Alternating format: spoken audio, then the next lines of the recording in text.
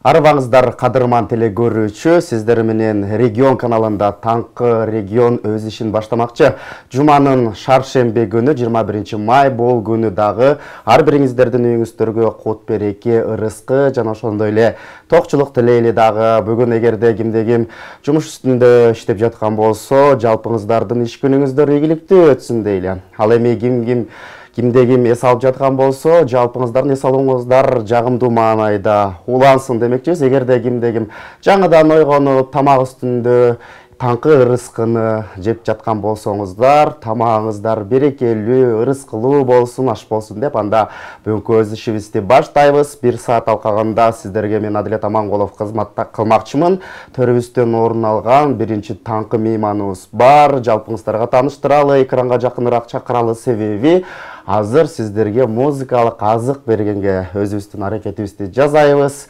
Ырчы аткаруучу бүгүн келип калган мейманыбыз жаш талант десек болот, жана ошондой эле эстраданын бир канча бөлүктөрүндө сонун чыгармаларды тартуулап жүргөн Улан Абдыраманов маек төрүбүздө. Ассаламу алейкум. Ассаламу алейкум.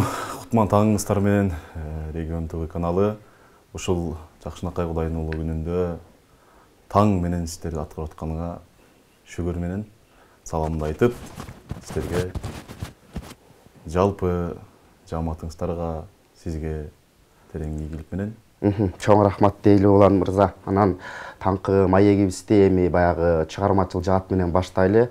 Эмне себептен ушул чыгармачыл дүйнөгө келип, ушул жакта бир өнөр дүйнөсүндө баш багып, мына ушул жакта чыгармаларды ырдап калдыңыз?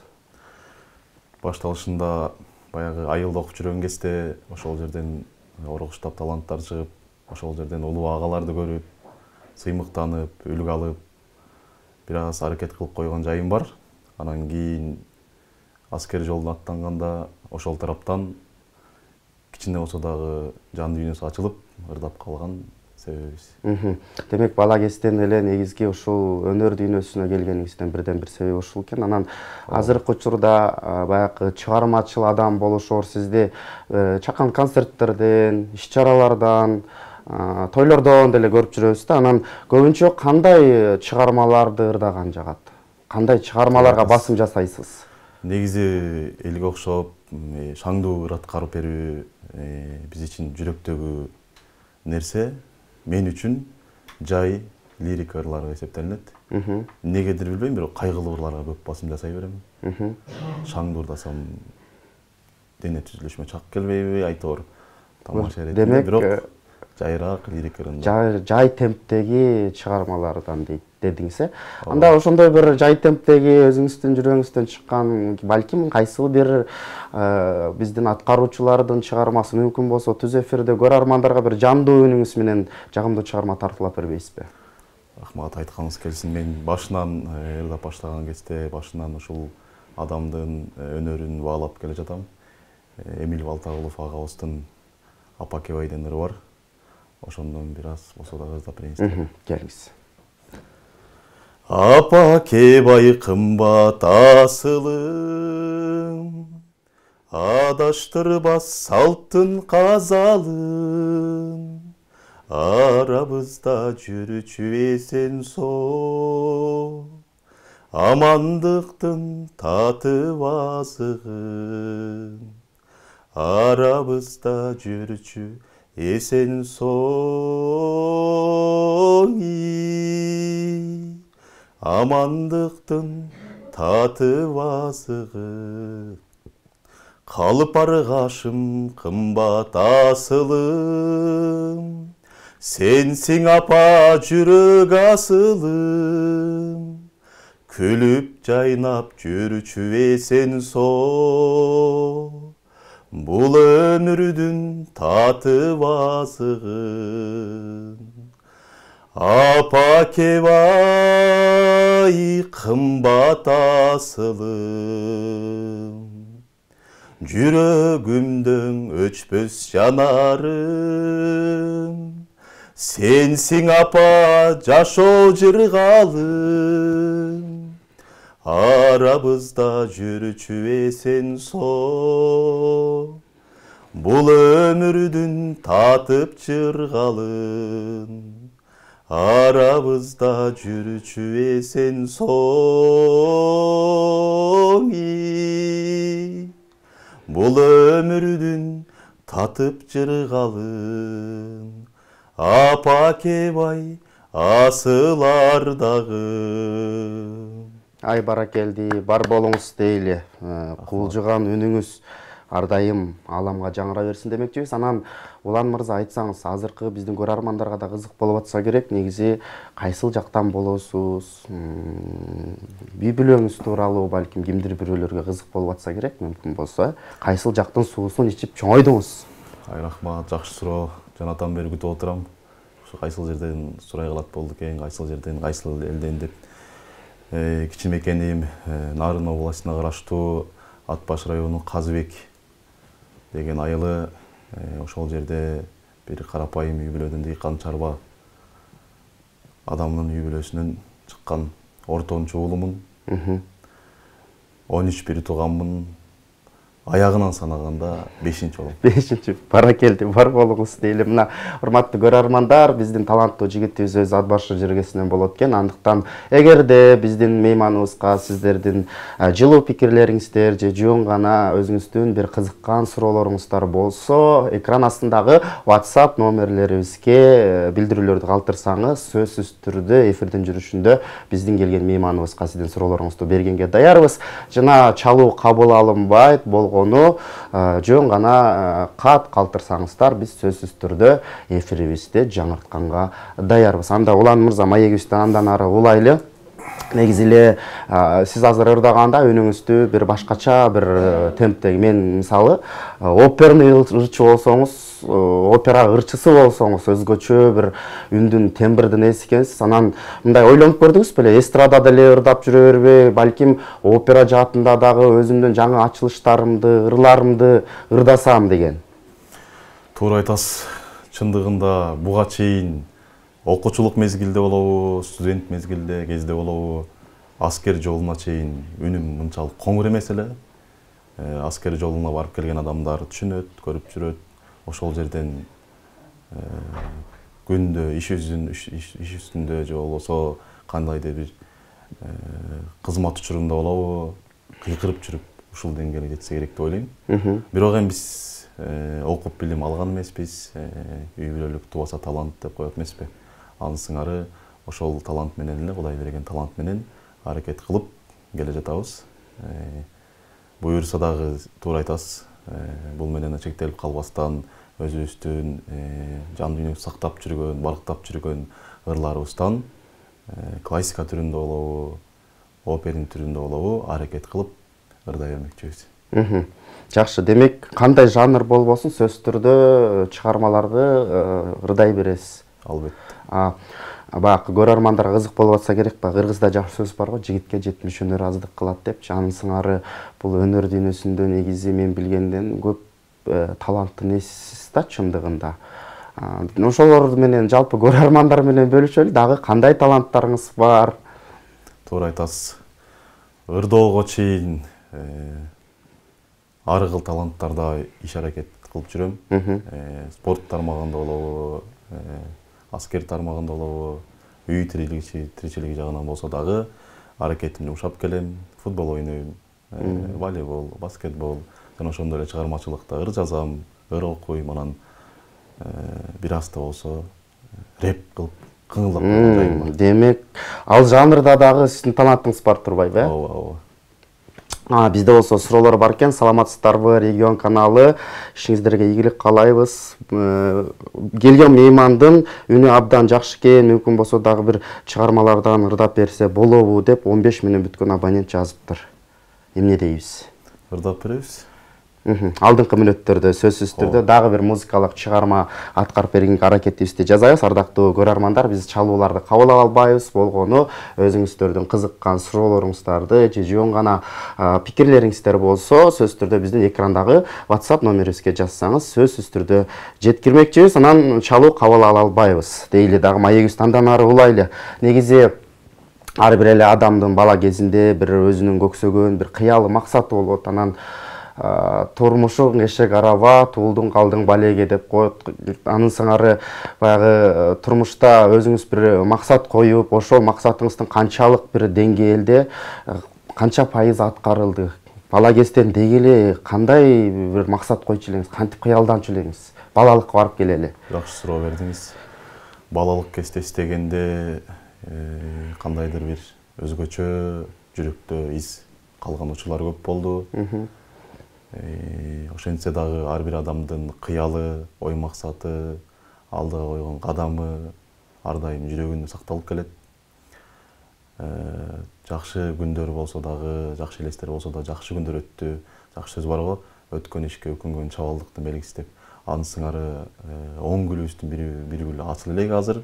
Дагы да болсо элге кызматыбызды кылып, акырындан иш аракет жасап келе бермекчибиз. Бир кандайдыр бир себеп менен же болбосо мен могул кылышым керек, же ушул нерсеге барышым керек деп алдагы кадам таштап чындык оюбузду айтып жеткире алып айтыш кыйын. Ошентсе дагы жакында көрөсүздөр буюрса жакшы иш аракеттер, жакшы ой мүдөлөр бар. Чоң рахмат.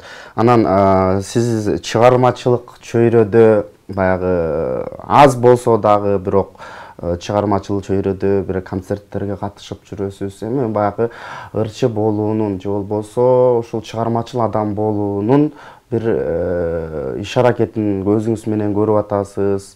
Көшөгөнүн артында көрүнбөй жаткан бир ырчылар үчүн болобу, өнөр дүйнөсүндөгү адамдар бир оор нерселер болот. Мисалы туурабы, сахна адамы десе эле баягы ырдап коюп, анан булар ушинтип акча табышат экен, булар ушундай бир жөнөкөй эле нерсенин үстүндө жүрүшөт экен деген бир ойлор айтылып келет да. Анан бирок чыгармачыл адам катары баарыбыз эле көшөгөнүн артындагы окуяларды мисалы үчүн эсепке ала бербейбиз. Айтайын дегеним, ушул чыгармачыл дүйнөгө аралашканыңызга бир аз убакыт болсо дагы кандай бир терс, балким сизге жакпаган жагымсыз нерселерге кабылдыңызбы, же тескерисинче бир сабак алчу нерселер бар бекен? Мына ушулар боюнча айтсаңыз. Кандай сиз үчүн сахнанын артындагы окуялар кандай кабыл алынды? Негизи жеңил бекен чыгармачыл адам болуп иштешиш?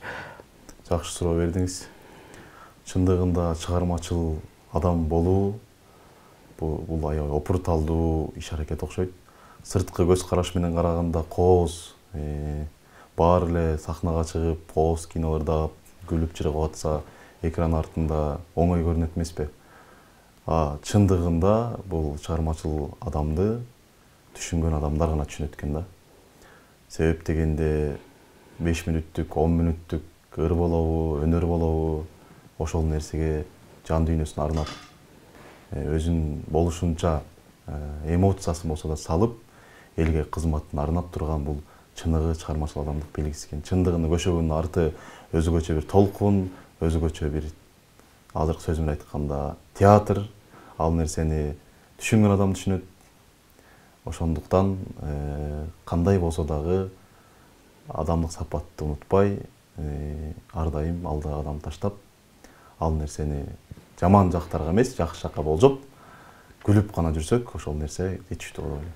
Сабак алчу нерселерди көрө алдыңызбы? Сабак алчу нерселер өтө көп экен, аябай. Муну түшүндүрүп бериш чындыгында кыйын. Себеп дегенде көп адамдарды көрүп атабыз, чыган инсандар бар. Сабак алчу учурлар аябай чындыгында көп. Мен мондай кылып, ушундай кылсам деп айтып бере албайм, бирок өзүм үчүн керектүү жерлерди көрүп, өзүмө сиңирип алдыңыз, ал эми керексиздерин чыгарып салдыңыз дейли.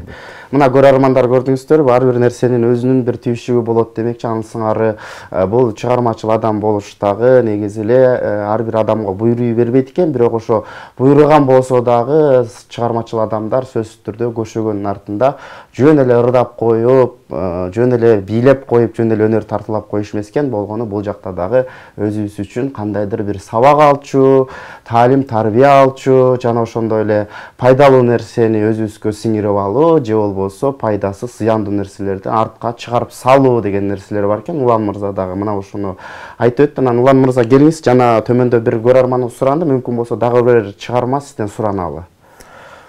Ооба, келиңиздер. Керим Тураев агайыбыздын туулган жери Сагынуу дегенден айылга барып келет экенбиз, бир куплет ырдап берейин. Кылымдардан кылым карытып, кызыл суунун суусу агылып, бал татыганы таттуу кымыздай, туулган жердин суусун сагындым. Жылаң айлак чырпыга ат минип, апам жүргөн журтту сагындым. Акыл айтып, асылы кеп айткан апам жапкан нанды сагындым. Коңур дөбө жайлоо салкын төр, коңур күздө согот салкын жел, ышкыны терип асказосунан, кой кайтарган күнүм сагындым. Түндүгүнөнү түтүн булатып, апам жапкан нанды сагынам. Акыл айтып, асылы кеп айткан атам жүргөн журтту сагындым. Апам жапкан нанды сагындым. Ай, баракелди, бар болуңуз. Мен дагы эмнегедир ушул өзүмдүн айылымды сиз ырдап атканда өзүмдүн журтумду сагынып кеттим. Баягы аламга кетчү жол айылдан башталат деген да кыргызда жакшы сөз бар эмеспи? Анын сыңары мына өзгөчө бир кенедей эле жөнөкөй эле айылдан чыгып мына ушундай журтубузга, элибизге өзүнүн өнөрүн жана ошондой эле өзүнүн баягы жаран катары өзүнүн милдетин так аткарып, кыргыз элине салым кошуп жаткан мына ушундай жаштарыбыз көбөйө берсин, Кыргызстаныбыз өнүгө берсин демекчибиз да. Улан мырза, кайрадан маегибизди андан ары улайлы. Негизи алдыда ошол чыгармачыл жаатта кандай максаттарыңыз бар? Дагы баягы кандай бир ачылыштарды, бир өзгөчөлүктөрдү киргизсем деген оюңуз бар? Туура айтасыз, чындыгында чыгармачылыкта ар бир адамдын өзүнүн ой максаты бар эмеспи? Андыктан элге бирөөгө окшошом деп жүрбөйсүң да. Ар дайым өзүңдүн ордуң болуш керек, ар дайым өзүңдүн кандайдыр алдыга максатың болуш керек, багытың болуш керек.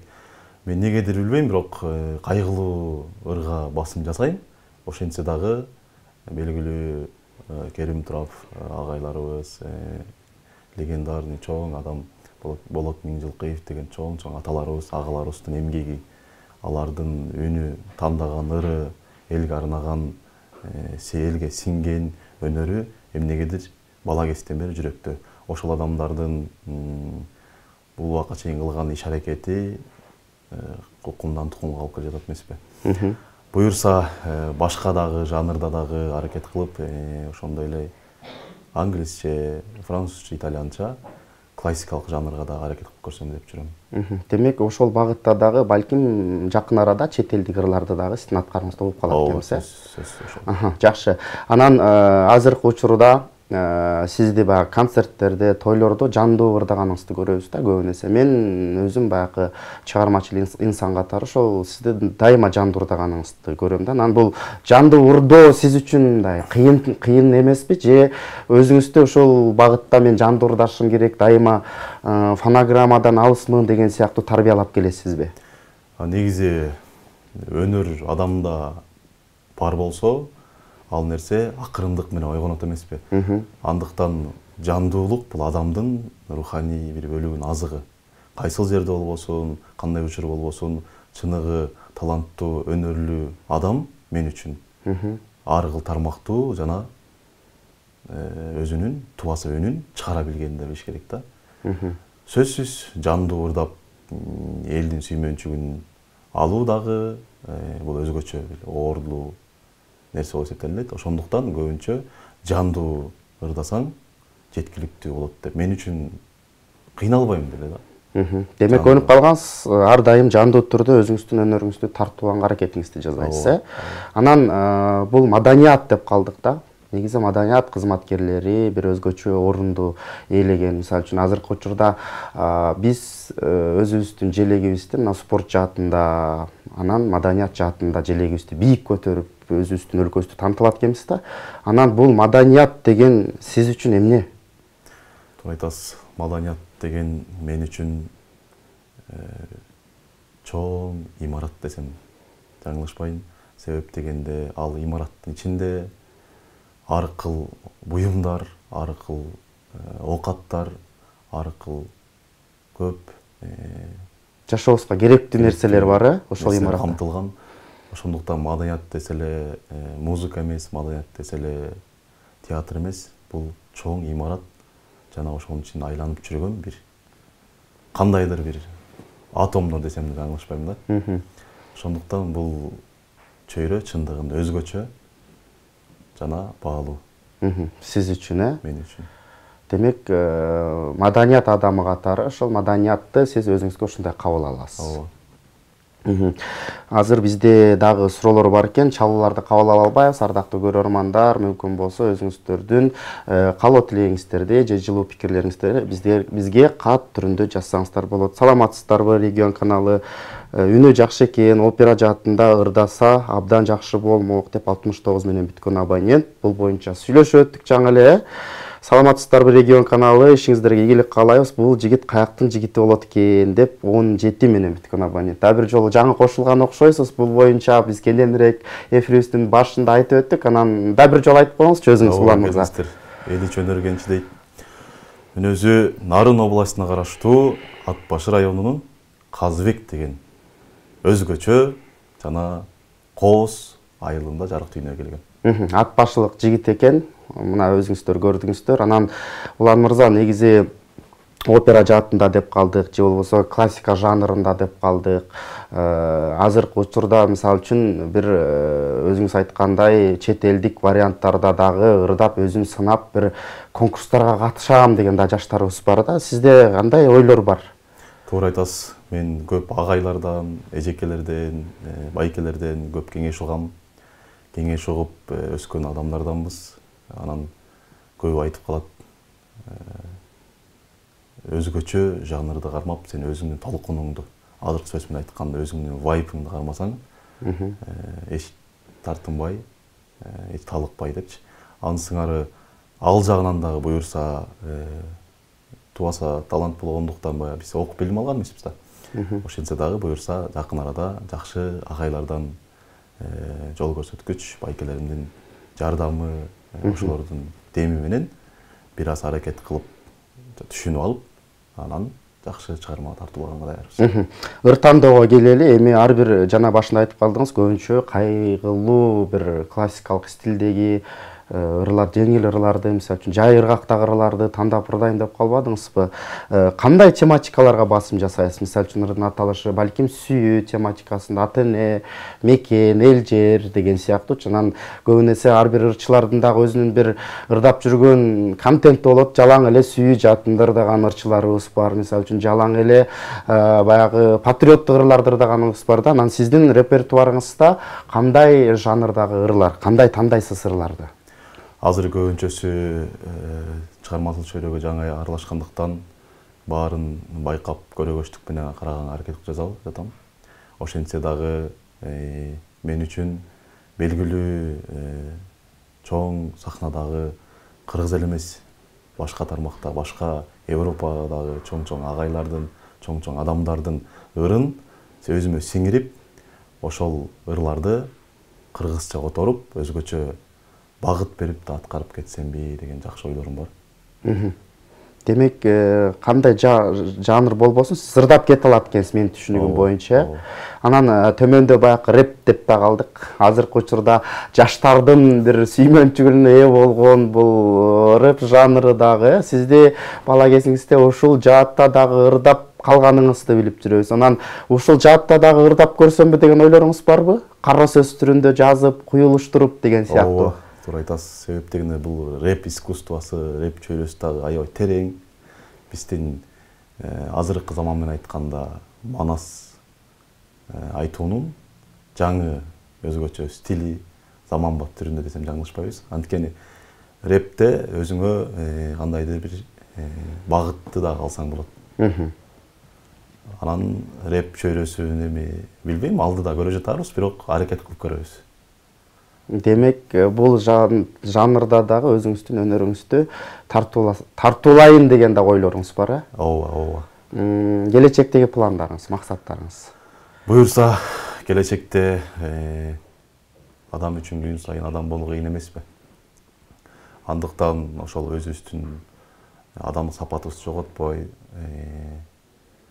эл ичинде эл менен чогуу, элден ашып кетпей, элден калып калбай, орто жолдо гана жүрүп, кызматыбызды акырындан кылып, жакындарыбыз менен, жакын асыл адамдарыбыз менен чогуу болуп, чогуу өмүр сүрсөк, анан калганын убакыт өзү тарзалап көрсөтөт эмеспи? Чоң рахмат дейли Улан мырза. Таң эрте эми сиз менен 1 саат болсо да маектешет элем, бирок убакыт деген учкан куш экен, бизге бөлүнгөн убакыт соңуна келиптир. Анда сизге эркин микрофон берели, жалпы көрөрмандарга, балким үйөрмандарыңызга, жакындарыңыздарга бир салам айтсаңыз болот. Рахмат. Кыргыз элиме тилерим, кааларым элибизде тынччылык болсун, токчулук болсун. Кыргыз элин, алакандай кыргыз элин ар дайым Кудай колдоп, эч учугубуз кемибесин, ар дайым тынчтыкта, токчулукта, меймандостукта өмүр сүрүүгө ар бир атуулду, ар бир инсанды жакшы ниет менен, чын жүрөгү менен каалайт элем. Чоң рахмат, бар болуңуз. Иштериңиздерге ийгиликтерди каалайбыз. Ал эми көрөрмандар, биз болсо мына ушундай биринчи коногубуз менен өзгөчө маекти жыйынтыктадык. Жарнамалык тыныгуудан кийин кайрадан экинчи мейманыбыз менен мына ушул куттуу экран алдында сиздер менен амандашабыз. Андыктан бизден алыстабай туруңуздар.